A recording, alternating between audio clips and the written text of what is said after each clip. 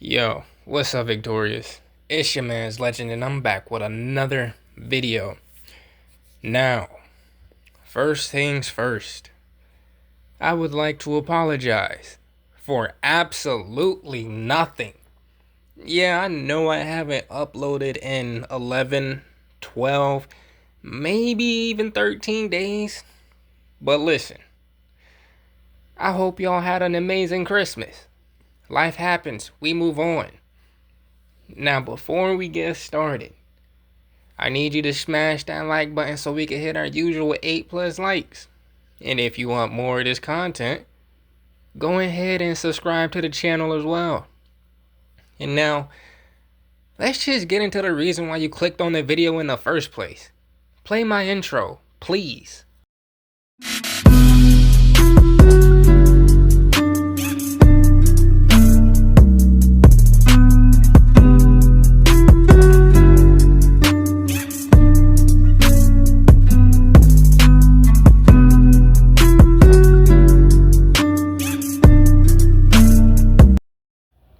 3 days passed in a strange, fragile calm. The mountain temple existed above the world like a forgotten thought, perched on jagged stone, wrapped in drifting cloud and thin, singing wind. Morning light spilled across its tiled roof in pale gold, warming the ancient stone just enough to take the edge off the chill that never fully left the peaks. Naruto lay sprawled on the highest roof, arms folded behind his head, one knee bent while the other leg dangled lazily over the edge. Wisps of white cloud slid past beneath him, slow and unbothered, as if the sky itself had no concept of urgency. He envied that. The last 3 days had been lighter. Not easy, not simple, but lighter. He had done it. He'd finally shown them. Azula had gone rigid when the genjutsu dropped. Golden eyes widened as his hair turned white. His skin pale and almost luminous.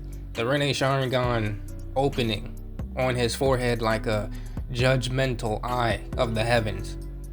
For a single frozen heartbeat, he had been ready for fear, rejection, disgust.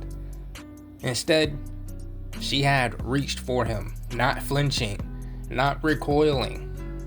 June had stared longer, quiet, searching, but in the end, she smiled too, soft, honest, awed even. "You look like a god out of a story," she'd said. They accepted the result, but not the truth. Naruto exhaled slowly through his nose, the wind catching the sound and stealing it away. His blue eyes, genjutsu intact for now, tracked a lone bird gliding far below the temple, riding unseen currents. They didn't know why he was like this. They didn't know about Kaguya's power flooding his bones, about absorbing her completely 7,000 years ago, about how the tailed beasts weren't just sealed within him, but harmonized, woven into his very existence, about how his chakra coils had long since stopped behaving like anything mortal. They didn't know that sometimes when he closed his eyes, he couldn't tell where Naruto Uzumaki ended and something far older began. And then there was the other problem. Both of them. Naruto groaned, rolling onto his side and pushing himself upright. He sat there, elbows resting on his knees, fingers lacing together loosely as he stared out across the endless blue. Azula's affection burned hot and intense, like everything she felt. Sharp glances, possessive touches she pretended were accidents. Moments of rare softness she tried to hide. June's feelings were quieter but no less real. Steady looks, unspoken concern, warmth that crept up on him when he least expected it. Two women, two worlds of emotion, and him, standing somewhere in between, unsure if he even had the right to accept either of them. Because what if he couldn't give them what they deserved? His jaw tightened. He didn't even know if he could have children. The thought gnawed at him far more than he liked to admit.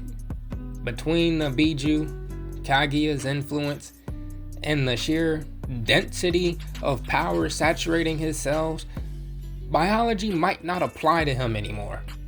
Gods didn't need heirs. Gods didn't build families. Naruto scrubbed a hand through his hair with a frustrated huff. Figures. He straightened and paused. Something was wrong. At first it was subtle. A disturbance on the horizon that didn't belong to the clouds or the wind. Naruto narrowed his eyes, focusing past the shimmering air. There, a thin, black line rose into the sky, far off in the distance, cutting upward like an ugly scar against the blue. Smoke, thick and oily, coiling as it climbed higher, and slowly, unmistakably, drifting closer. Naruto stared at it for several long seconds, senses brushing outward instinctively. No chakra signature reaching him.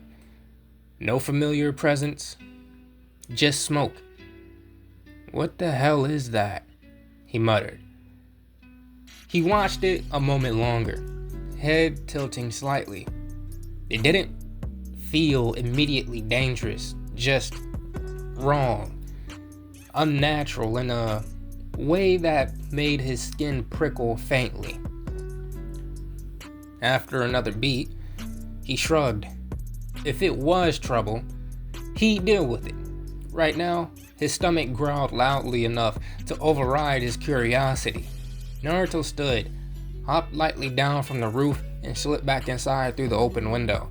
The temple interior was warm with life, in a way it hadn't been when they first arrived. The scent of cooked rice and seaweed filled the air, mingling with faint incense. In the kitchen, June stood at the counter, shaping rice balls with practiced ease, while Azula hovered nearby, pretending she wasn't watching closely. Naruto grinned faintly and reached over, snatching one straight off the tray. "Hey!" June started. He held up a finger. "Before you yell at me." He took a bite. "Worth it." Chewing, Naruto spoke casually. "I need you two to look at something." June frowned, wiping her hands on a cloth. Azula straightened immediately. Alert. Look at what? Naruto motioned with his head. "Come on." They followed him through the halls to the front of the temple. He pushed the heavy doors open with his shoulder, stepping out into the sunlight. As he finished the last bite of his rice ball, he lifted a hand and pointed skyward. The black stream of smoke was closer now, much closer. June's eyes widened. Before she could speak, Azula sucked in a sharp breath. "That's..." Her voice trembled. "That's my brother." Naruto turned to her sharply. Azula stood frozen, golden eyes locked on the distant smoke. Her hands clenched so tightly her knuckles had gone white. Fear rippled off her in waves, raw, unfiltered, dragging out old memories to the surface. Naruto frowned, irritation bleeding into his tone. "That's near impossible. How would they even know we're here? I flew us here. No trails, no tracks." Azula didn't answer. Her breathing hitched, shoulders beginning to shake as panic crept in. Cages, chains, cold stone walls. The feeling of being owned. Naruto didn't hesitate. He stepped forward and pulled her into his arms, holding her firmly against his chest. One hand rested between her shoulder blades, grounding, steady. Hey, he murmured. You don't need to be afraid. I'm here. Azula stiffened at first, then softly melted into the embrace. I won't let them take you, Naruto said, voice low and deadly calm. I promise you, they won't even lay a finger on you. Her shaking eased. After a moment, she pulled back, flustered, cheeks faintly warm, but her fear had dulled.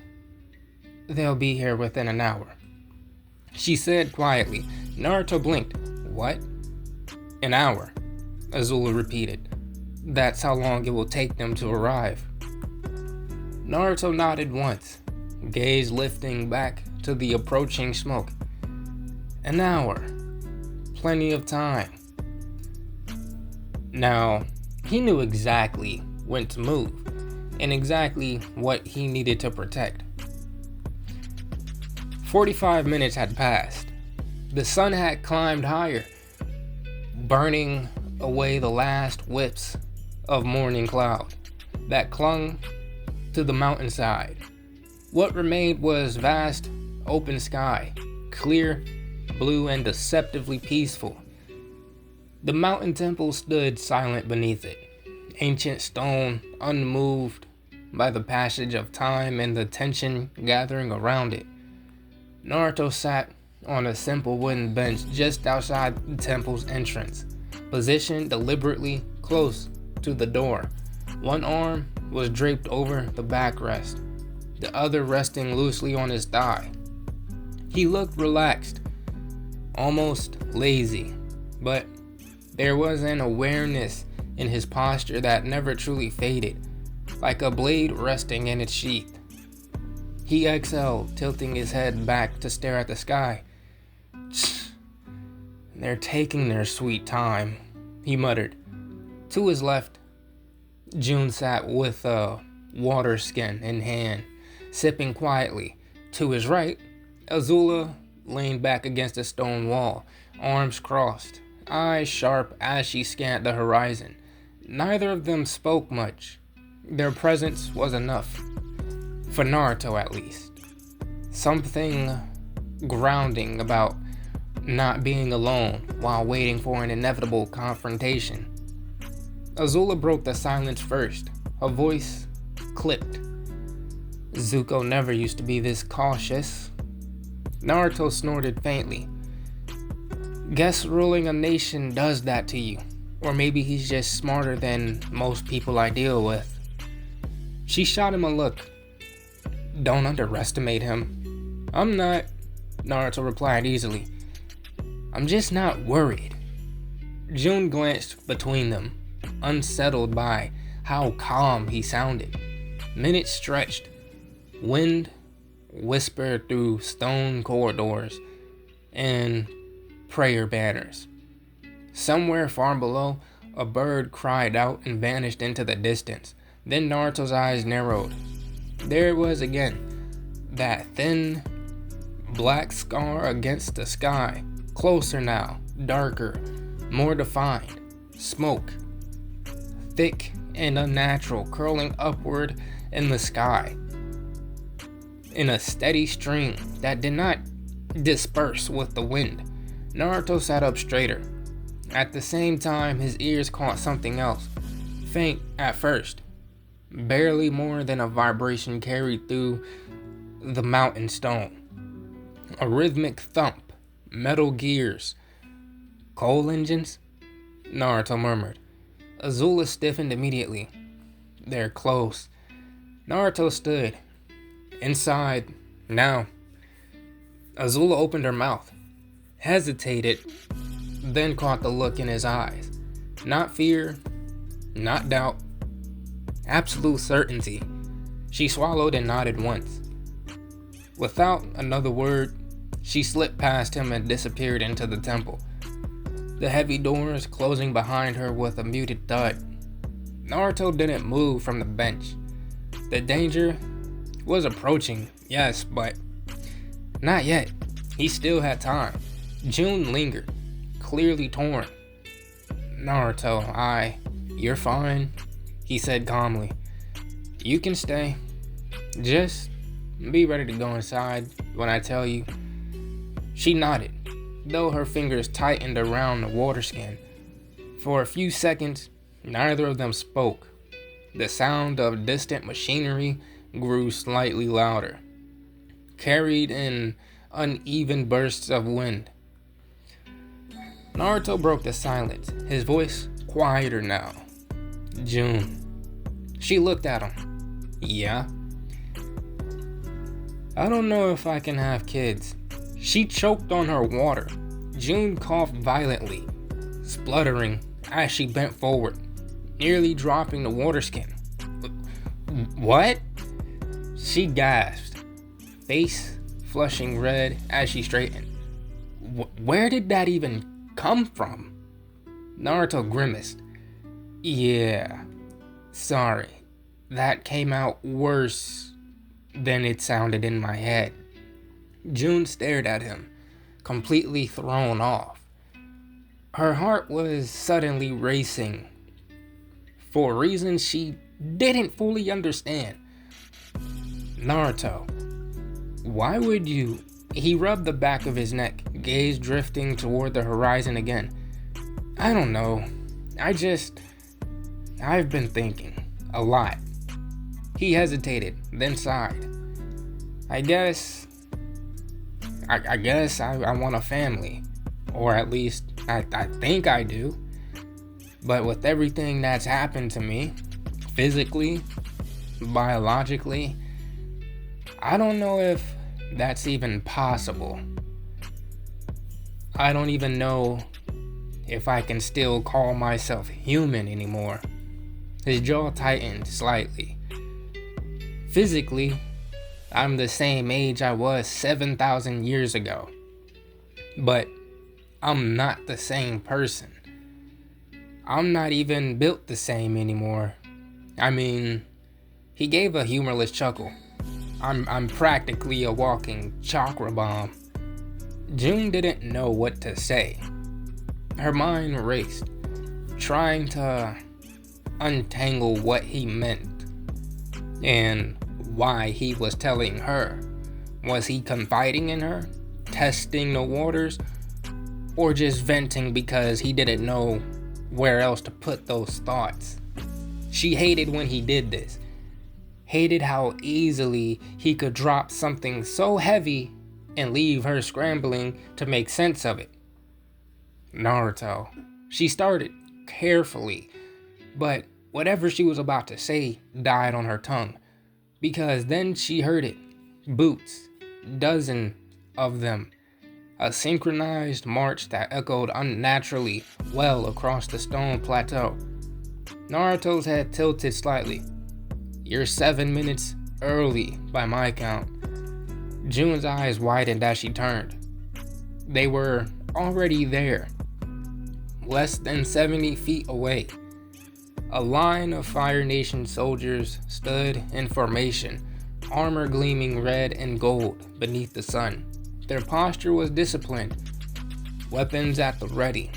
But there was a subtle tension running through the ranks, like animals aware they were approaching a predator. At their head stood Fire Lord Zuko, but it wasn't him that made June's breath catch painfully in her chest. It was the massive creature beneath him. Nyla? June whispered. Her Shirshu stood low to the ground, muscles rippling beneath thick, leathery skin and color of red clay. The blind beast's milky eyes stared ahead, unseeing, its long tongue flicking nervously in and out as it tasted the air. A harness of Fire Nation make wrapped around his body, reins clutched firmly in Zuko's hands. June took a step forward without thinking, That's how? Her voice shook. Nyla is supposed to listen to me and me only. Why is she with you? Zuko swung down from the Shirshu's back with practiced ease, boots striking stone as he took several measured steps forward. His expression was calm, but there was a hardness in his eyes that hadn't been there when he was younger. Well, Zuko said evenly, when an animal feels abandoned, they tend to change loyalty quickly, especially when fed and taken care of. June recoiled as if struck. Naruto stood slowly. He hummed. That explains how you found us? His eyes flicked briefly to the soldiers. And I can see you think yourself a tactician. Let me guess. You led your machines close, then parked them further back so we wouldn't hear the engines until it was too late. Zuko's brow furrowed slightly. Naruto continued, unfazed. 15 soldiers, not counting yourself. All well rested. No visible scouts. So you trusted the Shirshu entirely. My question is, why are you at my home? Zuko studied him more carefully now. The boy looked young, younger than Azula, younger than he should be, and yet... I take it, you're Naruto? Zuko said. Naruto remained seated for a moment longer. June, now standing stiffly beside him. The one and only. Zuko nodded once. Good. Then that means you have my sister. His voice hardened. You're coming with me, along with her. Naruto closed his eyes and crossed his arms. Okay. Hypothetically speaking, let's say I do have your sister. What would you do to her? Zuko didn't hesitate. For her crimes, she'd be placed in a maximum security prison. Her bending would be stripped. June inhaled sharply. And you, Zuko continued, eyes fixed on Naruto, would teach your techniques to the Fire Nation military. Your power would serve my people. It would be an honor. Naruto nodded slowly. Then he stood. You want me to teach? He said calmly, uncrossing his arms. His eyes opened, sharp, focused. All right. Learn fast. I only demonstrate once. He glanced back at June. Go inside. Now. June hesitated for half a second, then ran. Zuko's teeth clenched. If you resist, the world broke. An overwhelming burst of power exploded outward from Naruto's body. Stone shattered violently, the ground collapsing away in a perfect circle. Everything except the small platform beneath his feet. Cracks spiderwebbed across the plateau, dust and debris roaring outward like a shockwave. The soldiers froze. Armor creaked. Weapons trembled in their grips. Sweat broke instantly across their skin as their bodies screamed danger. Fight or flight took over, and neither option felt possible. The Shirshu whimpered. Then a voice spoke behind them. What's the matter? Naruto asked softly. I thought you wanted to learn. They spun, and he was gone. A hand rested gently against the Shirshu's massive neck. Nyla shuddered violently, instinct screaming that something far worse than her stood beside her now. Naruto's voice echoed again, this time from directly in front of them. After all, he said calmly, isn't that what you demanded? But guys, I'm going to end it off right here. If you guys enjoyed the video, make sure you hit that like button, subscribe while you're at it. Remember, the like goal for the video is going to be 8 likes. But you already know what I'm about to say. If we could get more, that would be phenomenal. But without further ado, I am out, and I will see you guys in the next video. Stay blessed, y'all.